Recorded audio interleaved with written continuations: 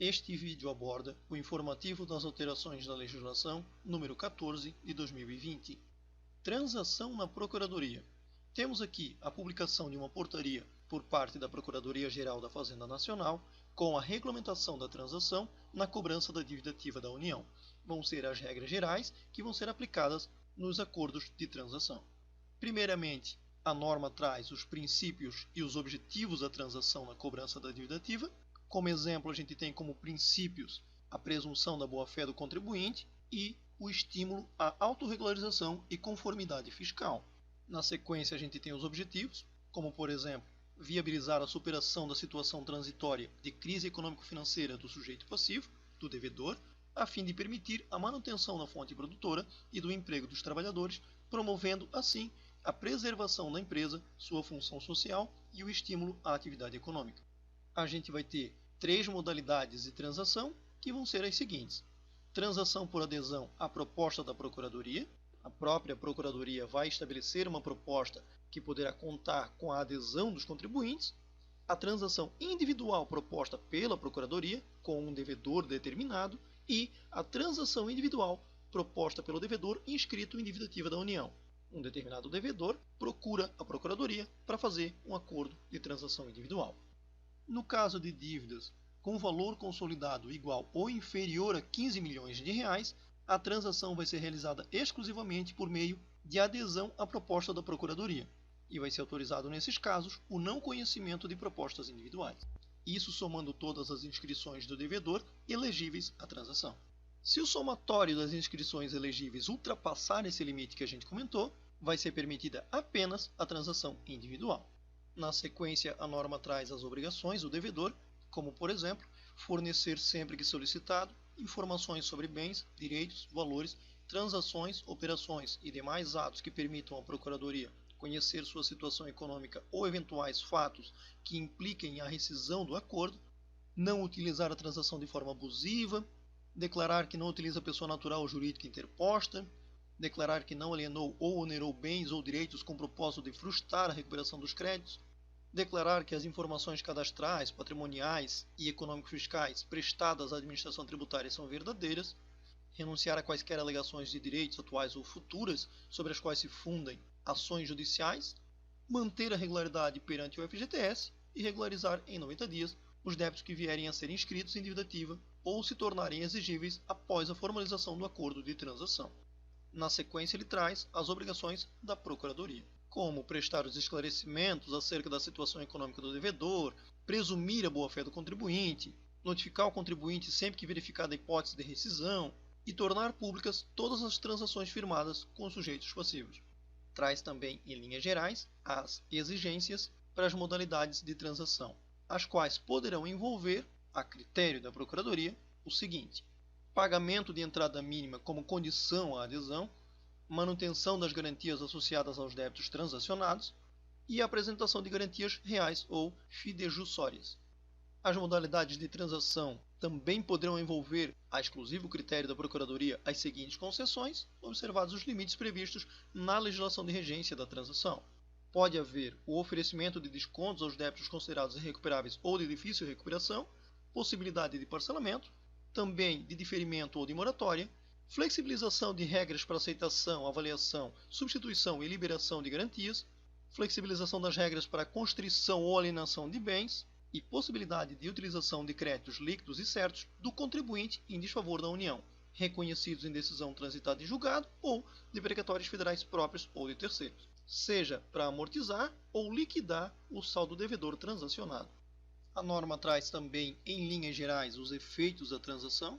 Por exemplo, a gente tem que as modalidades de transação que envolvam o diferimento do pagamento dos débitos nela abrangidos, inclusive mediante parcelas periódicas, ou a concessão de moratória, elas vão suspender a exigibilidade dos créditos transacionados enquanto perdurar o acordo. Se suspende a exigibilidade do crédito, vai poder tirar certidão positiva com efeitos de negativa. Na sequência, a gente tem as hipóteses de vedação de transação, onde ela vai ser vedada nas seguintes hipóteses. A transação que reduza o montante principal do crédito não poderá ser realizada, aquela que reduza multas de natureza penal, a que implique redução superior a 50% do valor total dos créditos a serem transacionados, a que conceda prazo de quitação de crédito superior a 84 meses, a que envolva créditos não inscritos em dívida ativa da União, a que conceda descontos a créditos relativos ao Simples Nacional enquanto não editada Lei Complementar Autorizativa. Inclusive, a gente teve, em 6 de agosto de 2020, a publicação da Lei Complementar número 174 de 2020, que permite a transação para os débitos do Simples Nacional inscritos em dívida ativa. A gente vai comentar isso num vídeo oportuno. E também que conceda descontos a créditos relativos ao FGTS, enquanto não autorizado pelo seu Conselho Curador, mediante resolução. E, por fim, a que envolva devedor contumaz, conforme definido em lei específica. No caso de transação que envolva pessoa física, microempresa ou empresa de pequeno porte, a redução máxima que a gente citou vai ser de até 70%, ampliando-se o prazo máximo de quitação para até 145 meses, respeitando uma regra da Constituição Federal, que estabelece o prazo máximo de 60 meses para os casos do INSS.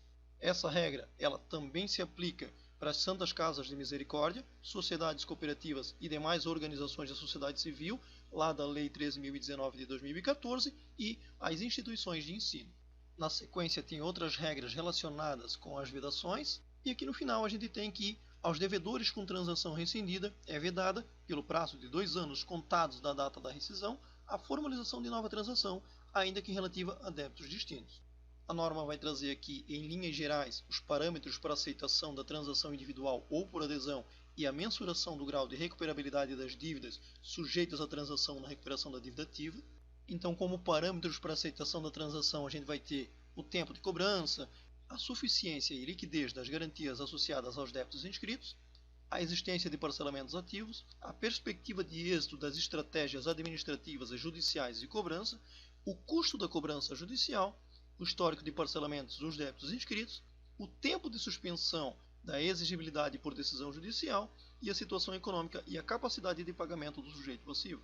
A norma traz também na sequência as linhas gerais para determinar a situação econômica e a capacidade de pagamento dos devedores, e aqui, para a mensuração da capacidade de pagamento, vão ser considerados os dados que a Receita Federal tem e que a Procuradoria também tem, oriundos das declarações prestadas à administração tributária, como por exemplo a ECF, a FD Contribuições, a FD Reinf e assim por diante. O devedor ele vai ter conhecimento da sua capacidade de pagamento, estimada pela Procuradoria, e ele vai poder apresentar, observado o procedimento que a gente vai comentar lá no final, pedido de revisão dessa capacidade de pagamento.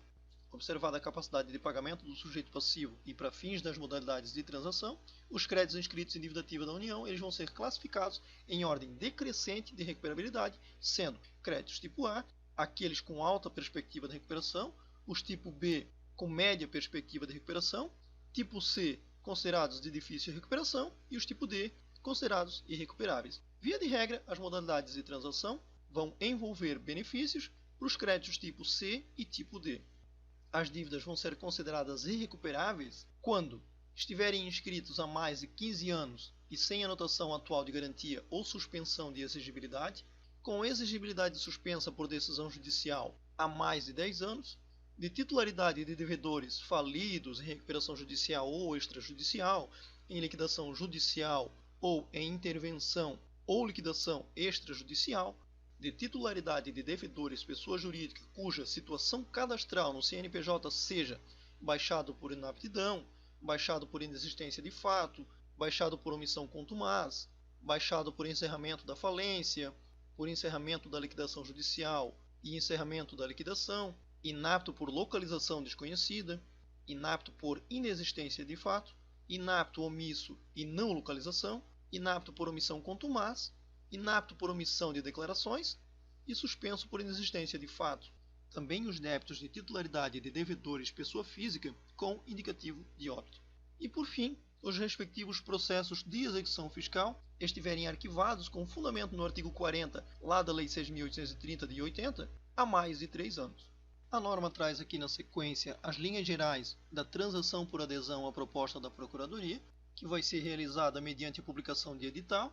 Ela vai trazer aqui em linhas gerais na sequência o que o edital vai conter, como por exemplo o prazo para adesão à proposta e os critérios impeditivos da transação por adesão, quando for o caso, e os demais detalhes do edital.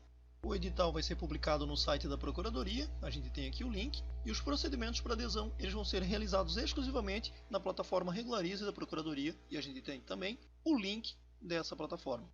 Na hora de fazer a adesão à proposta de transação formulada pela Procuradoria, o devedor vai ter que prestar essas declarações aqui que ele menciona. A gente tem aqui as regras para adesão à proposta de transação relativa a débitos suspensos por decisão judicial, onde ela vai ficar sujeita à apresentação desses documentos aqui pelo devedor, que devem ser feitos em até 60 dias, após a formalização do acordo de transação. No caso de bens penhorados ou oferecidos em garantia de execução fiscal, é facultado ao sujeito passivo requerer a alienação por iniciativa particular para fins de amortização ou liquidação do saldo devedor transacionado. Então ele traz aí também essa possibilidade no caso desses bens penhorados ou oferecidos em garantia.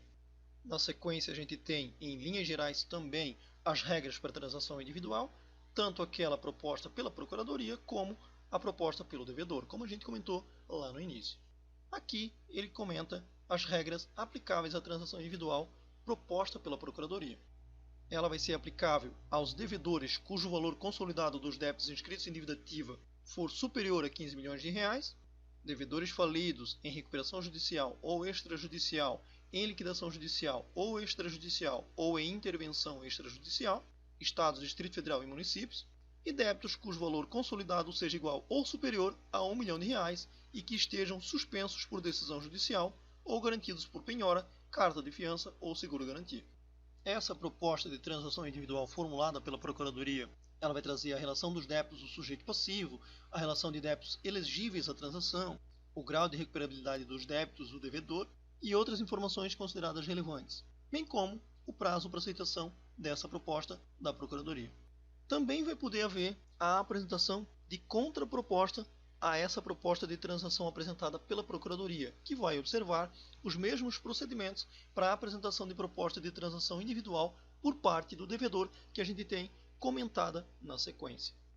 Então o devedor ele vai poder apresentar proposta de transação individual, que deverá conter o plano de recuperação fiscal com a descrição dos meios para a extinção daqueles débitos inscritos em dívida ativa e também a exposição das causas concretas de situação patrimonial do devedor e das razões da crise pela qual a empresa passa, qualificação do requerente, demonstrações contábeis relativas aos 3 últimos exercícios e aquelas levantadas especialmente para instruir o pedido. Ele vai detalhar ali quais são essas demonstrações contábeis, balanço patrimonial, demonstração de resultado e assim por diante. Relação nominal completa dos credores, relação de bens e direitos de propriedade do requerente, extratos atualizados das contas do devedor e de suas eventuais aplicações financeiras de qualquer modalidade. Ele traz aqui detalhado quais os tipos, descrição das operações realizadas com as instituições que estão citadas aqui e uma série de outras informações que ele comenta aqui na sequência. A proposta da transação individual ela deve ser apresentada pelo devedor na unidade da Procuradoria do seu domicílio e, no caso de pessoa jurídica, o domicílio é o domicílio da matriz. Para a celebração dos termos de transação individual, podem ser agendadas reuniões para discutir a proposta da Procuradoria ou do devedor, dos quais participarão o Procurador Regional, o Procurador-Chefe da Dívida Ativa e assim por diante, e o administrador, o representante legal ou o Procurador da pessoa jurídica requerente, sendo nesse último caso unido da procuração com poderes específicos. Pode haver ainda inspeção no estabelecimento comercial, industrial ou profissional do devedor para fins de averiguar a concreta situação operacional e patrimonial da empresa. Se houver essa inspeção, o requerente ele vai ser comunicado com até 48 horas de antecedência. A norma traz também regras gerais para transação individual com devedores em processo de recuperação judicial, com as seguintes condições. O prazo máximo para quitação vai ser de 84 meses, porém vai ser de até 145 meses, na hipótese de empresário individual, microempresa, empresa de pequeno porte, instituições de ensino, sociedades cooperativas e demais organizações da sociedade civil, estas todas em recuperação judicial. O limite máximo para reduções vai ser de até 50%, sendo de até 70% nas hipóteses também de empresário individual, microempresa, empresa de pequeno porte e assim por diante. Todas também em recuperação judicial. E também vai ter a possibilidade de concessão de diferimento pelo prazo máximo de 180 dias, contados da formalização do acordo de transação e do pagamento da entrada convencionada, se for o caso. Na sequência, a norma comenta as regras gerais, o termo de transação individual e as competências para assinatura desses termos. quem na Procuradoria vai assinar esses termos. Vão haver algumas autoridades especiais para assinar termos acima de 100 milhões de reais, 250 milhões de reais ou 500 milhões de reais. Ele detalha aqui esses casos. A gente tem aqui também as linhas gerais da rescisão da transação e a impugnação à rescisão, ou seja, a defesa dessa rescisão. Vai implicar rescisão da transação, o descumprimento das condições, das cláusulas, das obrigações ou dos compromissos assumidos, constatação pela Procuradoria de ato tendente ao esvaziamento patrimonial do devedor, decretação de falência ou extinção pela liquidação da pessoa jurídica, comprovação de prevaricação, concussão ou corrupção passiva na formação da transação, ocorrência de dolo, fraude ou simulação ou erro essencial quanto à pessoa ou quanto ao objeto do conflito, ocorrência de alguma das hipóteses rescisórias adicionalmente previstas no respectivo termo de transação e a inobservância de quaisquer disposições previstas lá na lei de regência da transação ou no edital.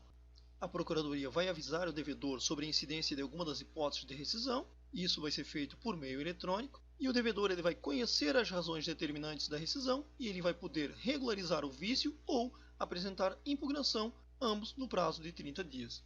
Nesse prazo, vai ser preservada em todos os termos a transação que foi realizada. A decisão ela precisa ter motivação explícita, clara e congruente, com a indicação dos fatos e dos fundamentos jurídicos que ampararam a conclusão, e o interessado ele vai ser notificado da decisão lá pela plataforma Regularize e vai ser facultado interpor recurso, isso em âmbito administrativo, no prazo de 10 dias, com efeito suspensivo. Isso no caso, obviamente, se ele perder aquela defesa inicial. Enquanto não for definitivamente julgada aquela impugnação, o devedor precisa permanecer cumprindo todas as exigências do acordo. Se for julgado procedente o recurso, vai ser tornado sem efeito a circunstância determinante da rescisão. Julgado improcedente, a transação será definitivamente rescindida.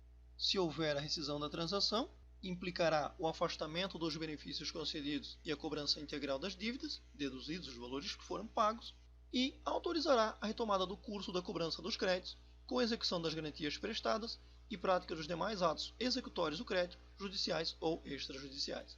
Como a gente tinha comentado no início, ele detalha aqui na sequência as regras para a utilização de créditos líquidos e certos e de precatórios federais para fins de amortizar ou liquidar saldo devedor transacionado. A gente tem aqui os detalhes. Aqui a gente tem as regras relacionadas a pedido de revisão quanto à capacidade de pagamento e quanto às situações impeditivas à celebração da transação, porque a capacidade de pagamento ela vai determinar se o devedor ele vai ter mais ou menos desconto, quando for o caso.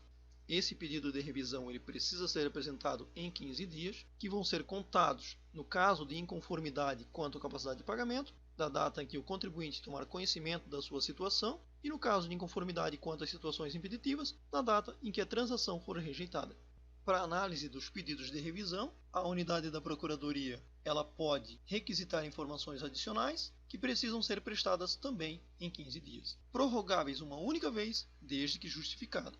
Para a aferição da real capacidade de pagamento daquele sujeito passivo, poderá ser solicitado inclusive laudo técnico firmado por profissional habilitado. Essa regulamentação ocorreu com base na portaria da Procuradoria número 9.917 de 2020, publicada em 16 de abril de 2020, e ela entra em vigor na publicação.